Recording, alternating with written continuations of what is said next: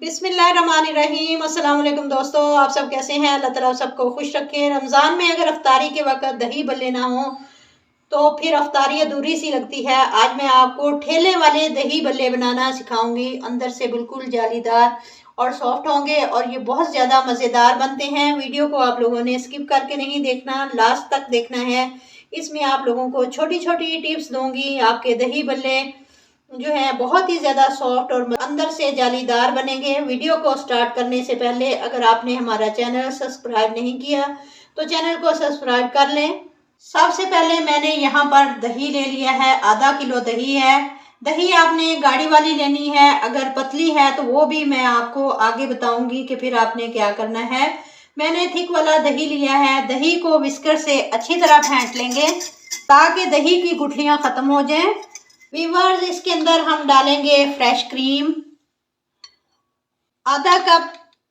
आपने ठेले वाले दही बल्ले देखे होंगे, इनकी दही बहुत स्मूथ होती है। इसके अंदर वो फ्रेश क्रीम डालते हैं। आधा कप मैंने फ्रेश क्रीम डालकर मिक्स कर लिया है। दही के साथ मिक्स करने के बाद इसमें डालेंगे धनिया पाउडर हाफ टी स्पून भुना कुटा जीरा, 1/4 टीस्पून काली मिर्च का पाउडर ऐड कर देंगे। चाट मसाला हस्बे ज़रूरत ऐड कर देंगे। 1 टीस्पून मैं ऐड कर रही हूँ।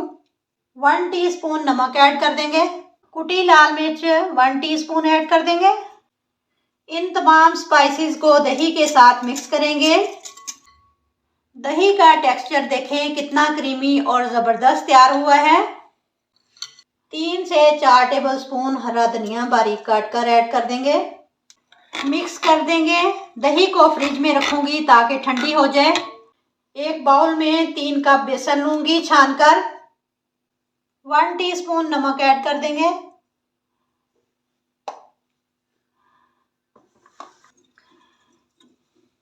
अच्छे तरीके से मिक्स करेंगे।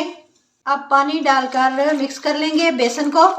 बेसन गाढ़ा होना चाहिए, पतला नहीं होना चाहिए। इसको अच्छे तरीके से फेंट लेंगे, 3 मिनट तक फेंटें। मीठा सोडा ऐड करेंगे हाफ टीस्पून। दोबारा अच्छे तरीके से विस्कर से फेंट लें। 1 से 2 मिनट के लिए इसका फेंटना बहुत ज़रूरी होता है, तभी आपके बल्ले जालीदार बनेंगे और फूले हुए। रेस्ट देंगे 15 मिनट का। ऑयल को गर्म होने के लिए रख दिया था। जैसे ही ऑयल मीडियम गर्म हो जाए तो पकौड़ों वाला गोल हाथ की मदद से डाल लेंगे।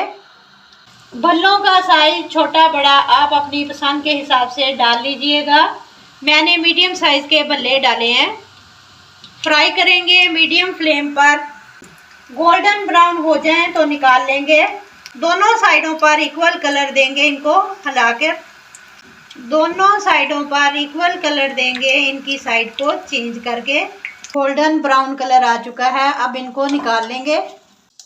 भल्ले सारे तैयार हो चुके हैं। ये देखें कितने जालीदार बने हैं।